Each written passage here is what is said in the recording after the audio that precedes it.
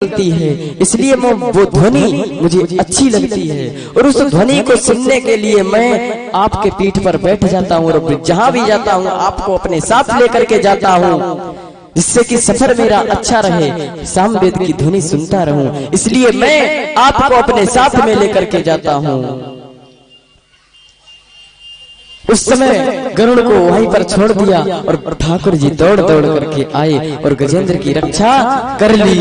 यदि हम भगवान की तरफ एक कदम चलते हैं तो ठाकुर जी लोगों के लोग बदलते हुए हमारी तरफ चले आते हैं। सुदामा जी जब भगवान के लिए इतनी देर चले, शाम को जब सो गए तो सो जाने के बाद में अब ठाकुर जी स्वयं आते हैं और उनको वहां से उठा करके अपनी द्वारिका नगरी के पास जाकर के रख देते हैं। जब द्वारिका नगरी के पास जाकर के रख देते हैं, अब सुबह हुआ, फिर चलने लगे। अब जाकर के क्या हुआ, अब दिन हुआ तो चलने लगे। अब जब चलने लगे तो रास्ते में एक नदी आई। अब जब नदी आई तो अब फिर ठाकुर जी को पुकारने लगा कि ये ठाकुर जी आप कितनी बार परीक्षा लोगे मेरी, मुझे अपने पास बुला लो ना। यदि आप मुझे नहीं पकड़ पाओ, नहीं यदि अपने पास बुलाओगे तो मैं आपके पास नहीं आ सकता। मेरी ये सामर्थ्य नहीं है कि मैं कुछ कर पाऊं, मुझे रास्ता तक नहीं पता। एक बालक की तरह समझ लो, एक बालक होता है तो आपने देखा होगा उंगली पकड़ लेता है और फिर जिधर आप जाएंगे वो बालक भी उधर ही चला जाता है। वैसे ही ठाकुर जी से सुदामा जी कह रहे हैं कि हे ठाकुर जी मुझे अपना बालक समझ लो और बालक समझ करके मुझे ले चलो। मुझे रास्ता नहीं पता है, मेरा हाथ पकड़ करके आप ले चलो। कहते हैं पकड़ लो नाथ बनवारी, नहीं तो मैं आपके पास आ नहीं पाऊंगा। ठाकुर जी वहां पर आते हैं और आकर के एक मछुआ मल्लाह का रूप धारण करते, जो नाव चलाते हैं, मल्लाह बन करके आते हैं और नाव पर बैठाते हैं। बोले सुदामा जी आ जाओ। बोले मेरे पास आपको देने के लिए धन नहीं है जो कि मैं आपको पैसा दे पाऊं, क्योंकि मल्लाहों का तो काम होता है मुझे पैसा दो मैं आपको नदी के किनारे लगा दूंगा, मेरे पास पैसा नहीं। बोले मैं आपसे पैसा लूंगा भी नहीं। अब ये भगवान के रूप में ही समझ लो।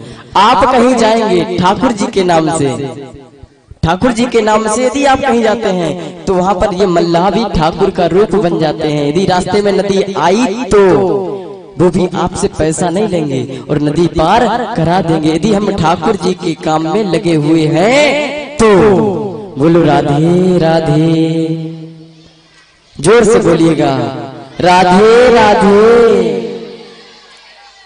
अब ठाकुर जी आते हैं, नदी क्रॉस करा देते हैं और फिर चले जाते हैं। अब फिर सुदामा जी चलते हैं और गाते जाते हैं हरे कृष्णा कृष्णा कृष्णा हरे हरे, हरे कृष्णा कृष्णा कृष्णा हरे हरे, हरे राम हरे राम हरे राम हरे राम राम राम हरे हरे,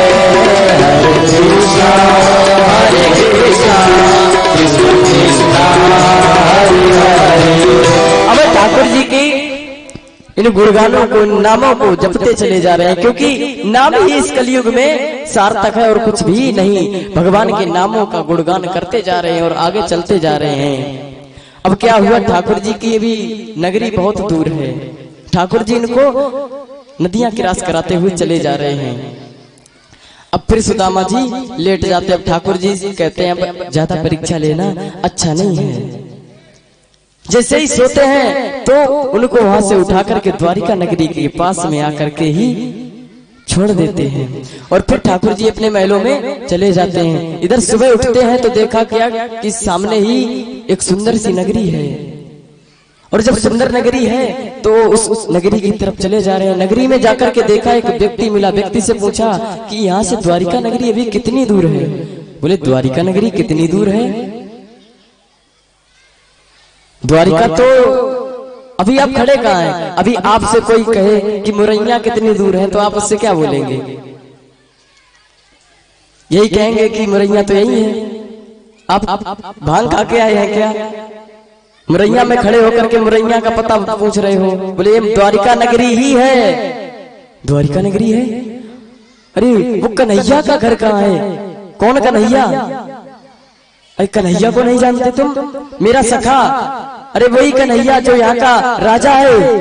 अच्छा, उनकी बात कर रहे हो? उनका नाम कन्हैया नहीं है तो क्या है? बोले महाराज श्री कृष्ण है वो, और उनका नाम तुम ऐसे ले रहे हो? उनका नाम नहीं लिया जाता, उनको तो बस महाराज कहा जाता है।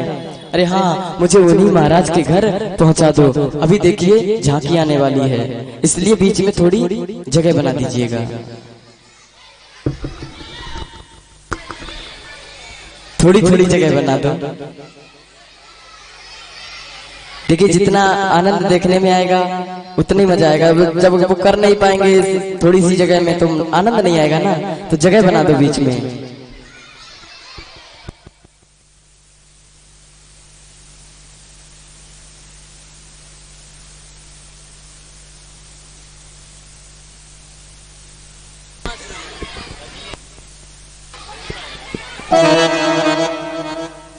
अब ठाकुर जी के यहाँ पर जाकर के पूछ रहा है कि आप मुझे बताओ कि सुदामा जी पूछ रहे हैं कि कन्हैया की घर की रास्ता कौन सी है?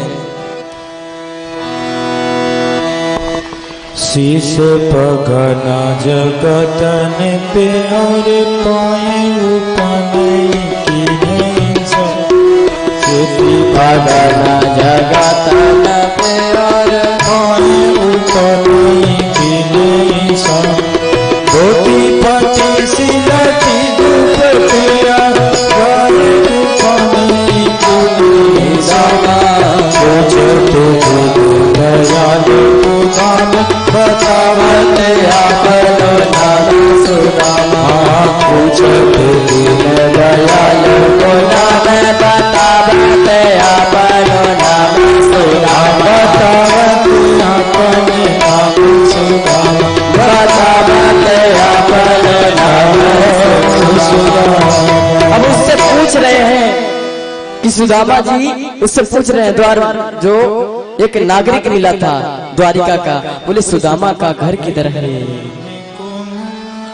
बोले आप आगे से ताई होकर के बाई और जैसे ही मुड़ेंगे तो एक और ताई और जाएंगे, तो ताई और जाकर के आपको जैसे सीधे चले जाएंगे तो एक बड़ा सा सुंदर सा महल मिलेगा, और जैसे ही महल मिलेगा तो महल में जाकर के आप अंदर जाइएगा और अंदर आपको कृष्ण के दर्शन हो जाएंगे।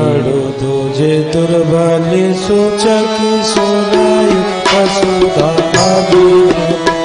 द्वार खड़ो तुझे दुर्बल की गय वसुधा बिना पूछते जीने दयाल को नाम बतावते अपने नाम सुदामा। सभी पति से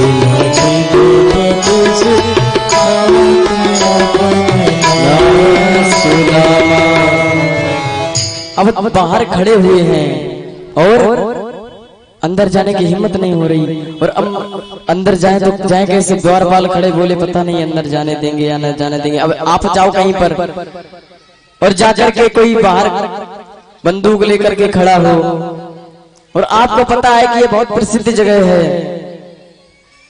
तो आप सोचेंगे इसके अंदर जाएं या ना जाएं, जाएं या ना जाएं। ऐसे सुदामा जी खड़े हैं, सोच रहे हैं, और अंदर जाने लगते हैं, और जब अंदर जाने लगते हैं तो द्वारपाल उनको रोक देते हैं। सुदामा जी आ जाइए।